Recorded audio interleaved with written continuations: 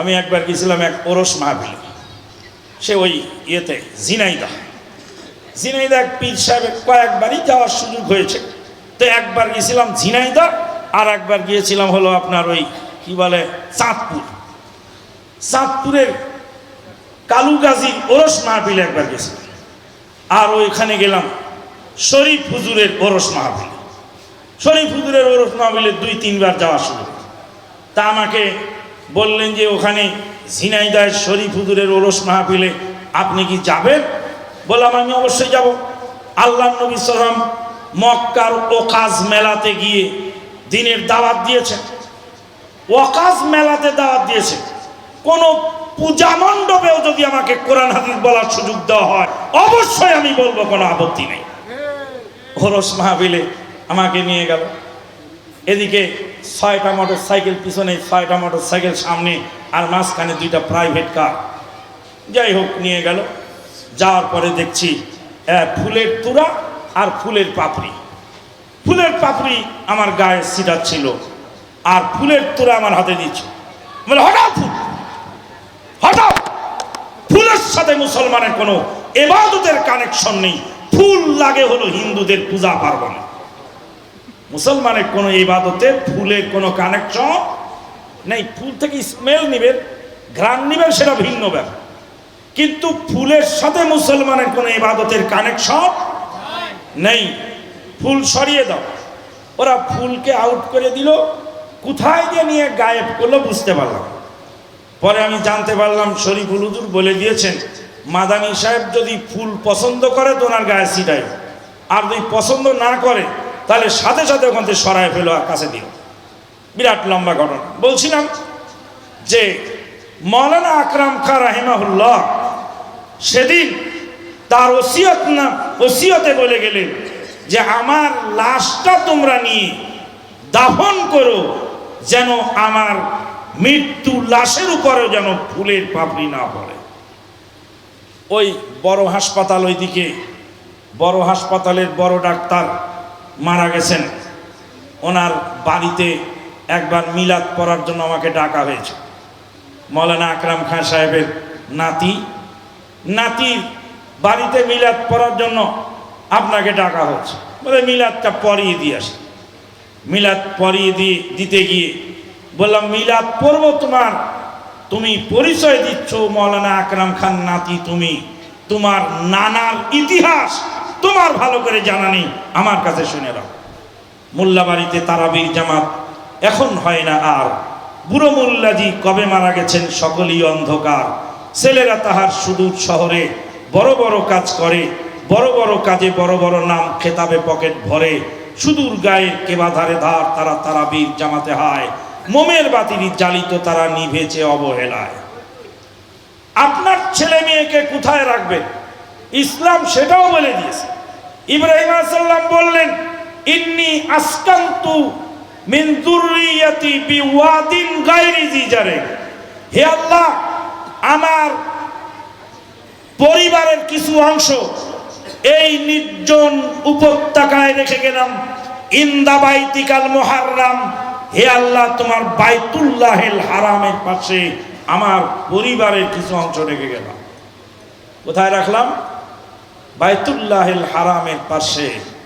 বাড়ি বানাবেন আহলে হাদিস মসজিদের পাশে, বাড়ি বানাবেন আহলে হাদিস মসজিদের পাশে। আমি আমানুল্লাহ মাদানি, আমাকে যদি কেউ মাংনা বাড়িতে থাকতে দেয় বেদাতি মসজিদের পাশে, তাহলে আমি ওই বেদাতি মসজিদের পাশে বাড়ি নিতে রাজি নই। কেন? আমি মারা যাওয়ার পরে আমার ছেলে, আমি মারা যাওয়ার পরে আমার মেয়ে, আমি মারা যাওয়ার পরে আমার নাতি নাতনি, তাদেরকে ওই বেদাতি মসজিদের হুজুর সাহেব বলবেন, কিরে তোর বাপ মারা গেল, গরু গাড়া গাড়লি, একটু খাবারের ব্যবস্থাও দিলি না। তোর দাদা মারা গেল, গরু গাড়া গাড়লি, একটা দুয়ার অনুষ্ঠানও করলি না। ওই বেদাতের প্রভাবে একদিন আমার বাড়িতেও মিলাদ হবে। কোথায় থাকতে হবে? ইনদা বাইতিকাল মুহাররাম। ইব্রাহিম আলাইহিস সালাম বললেন, আল্লাহ তোমার ঘরের পাশে আমার সন্তানকে রেখে যাচ্ছি, রব্বানা লিউকিমুস সালাত, তারা যেন সালাত কায়েমকারী হয়। বলছিলাম দেহ ব্যবসায়ী মহিলা তৃষ্ণার্ত কুকুর ছানাকে পানি পান করানোর কারণে জান্নাত পেয়ে গেল, আলহামদুলিল্লাহ। হাদিস থেকে বোঝা গেল খারাপ মানুষের ভিতরেও কিছু ভালো অবদান থাকতে পারে, তাদেরকে মডিফাইড করতে হবে ডেকে। 2 নাম্বার জিনিস জানা গেল, সামান্য একটি আমলের কারণে আল্লাহ রাব্বুল আলামিন তার জীবনের সমস্ত পাপ ক্ষমা করে দিলেন, তাকে জান্নাতের ফয়সালা দিলেন। আল্লাহ পাক বড় আমল বেশি আমল পছন্দ করেন না। সামান্য একটু আমল যদি আল্লাহ পছন্দ হয়ে যায়, আর সেই আমলের ওসিলায় সমস্ত জীবনের পাপ আল্লাহ ক্ষমা করে দিতে সক্ষম। আল্লাহ পাক বলছেন, আউযু বিল্লাহি মিনাশ শাইতানির রাজিম ওয়া কাদিমনা ইলা মা আমিলু মিন আমালিন ফাজআলনাহু হাবাআম মানসুরা। ওয়া কাদিমনা ইলা মা আমিলু মিন আমালিন ফাজআলনাহু হাবাআম মানসুরা। আমি আল্লাহ ধাবিত হব কিছু আমলকারী আমলের দিকে, আমলগুলিকে ধুলায় পরিণত করে বাতাসে উড়িয়ে দিব। আল্লাহ ফাজআলনাহু হাবাআম মানসুরা আমিলাতুন নাসিমান তাসলা নারান হামিয়া। আমল করতে করতে হয়রান হয়ে যাবে, আমল করতে করতে ক্লান্ত হয়ে যাবে, এত বেশি আমল করার পরেও জাহান্নামের খড়ি হবে, সেই আমলগুলি তাকে নাজাত দিতে পারবে না। আল্লাহ পাক বলেন, কুল হাল নুনাব্বিউকুম বিল আখসারিনা আমালা আল্লাযীনা যাল্লা সা'য়ুহুম ফিল হায়াতিদ দুনিয়া ওয়া হুম ইয়াহসাবুনা আন্নাহুম ইহসিনুনা সুনা। আল্লাহ বলেন, নবী গো, আমি কি ওদের সম্পর্কে তোমাকে খবর দিব না যারা আমলের দিক দিয়ে অধিক পরিমাণ ক্ষতিগ্রস্ত হলো?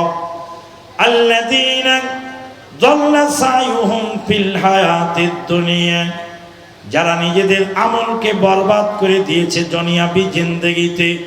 ওয়া হুম ইয়াহসাবুনা আন্নাহুম ইহসিনুনা সুনা, তারা মনে করে আমরা খুব ভালো কাজ করলাম, ভালো কাজ মনে করি তাদের আমলকে বরবাদ করে। উদাহরণ দিলে সহজ হবে বুঝতে। একটা যুবক তার মোবাইলের মধ্যে রিংটোন আছে, গানের রিং আছে না এরকম, নিজেও গান শোনে, আবার আর একজনকেও কি করে গান শোনায়। এটা হলো ভয়ানক জিনিস। নিজেও শোনে আর একজনকেও শোনে, নিজেও ক্ষতিগ্রস্ত হয় আর একজনকেও ক্ষতিগ্রস্ত করে। বিড়ি খাওয়া সিগারেট খাওয়া লোক নিজেও ক্ষতিগ্রস্ত হয় আর অপরকেও ক্ষতিগ্রস্ত। বিড়ি সিগারেট তামাক জর্দা হিরোইন আর মদ গাঁজা ফেন্সিডিল, এর ভিতরে সবচেয়ে ভয়ানক জিনিস হলো বিড়ি সিগারেট। সবচেয়ে ভয়ানক জিনিস কি? বিড়ি সিগারেট আর জর্দা। কেন? হিরোইন খাওয়া হিরোইনসি, সেও সি পাগলির মধ্যে খায়, ওর একটু লজ্জা শরম আছে। মদ খাওয়া মদতি, ও সি পাগলির মধ্যে খায়, ওর নাকে একটু লজ্জা আছে। গাঁজা খাওয়া লোক, গাঁজাখোর, তারও একটু লজ্জা আছে। সিগারেট বিড়ি খাওয়া লোকের একটু ন্যূনতম লজ্জা শরম নাই, প্রকাশ্য দিবা লোকেই খায়। গাঁজা খাওয়ালো লজ্জা করে আড়ালে খায়, হিরোইন খাওয়া লোক আড়ালে খায়, মদ খাওয়া লোক আড়ালে খায়, কিন্তু একমাত্র সিগারেট বিড়ি আর জর্দা খাওয়া লোক প্রকাশ্য দিবা লোকে মানুষের সামনে খায়, হায়া শরম লজ্জা নাই। ঢাকা এয়ারপোর্টে এক যুবক সিগারেট টানছে আর এরকম বাতাসের মুখে ফু ছাড়ছে ধোঁয়া। আমি বলছি, ওই ছেলে সিগারেট ফেল। বলছে সিগারেট টাকা দিয়ে কিনছি। বললাম আমার জুতাটাও টাকা দিয়ে কিনছি, আমার জুতা আগে ফাটে না তোর গাল আগে ফাটে, আজকে পরীক্ষা। সিগারেট খাওয়া আল্লাহর আইনে হালাল না হারাম? জোরে বলেন, হালাল না হারাম? বাংলাদেশের সরকারের আইনে সিগারেট হালাল না হারাম? সরকারের আইনেও হারাম। প্রকাশ্য দিবালোকে পাবলিক প্লেসে সিগারেট খাওয়া আইনত দণ্ডনীয় অপরাধ। আইন বেশি দূর লাগে না, দেশের সরকারি আইন দিয়ে আমরা চলবার পারি, বুদ্ধি থাকা লাগে।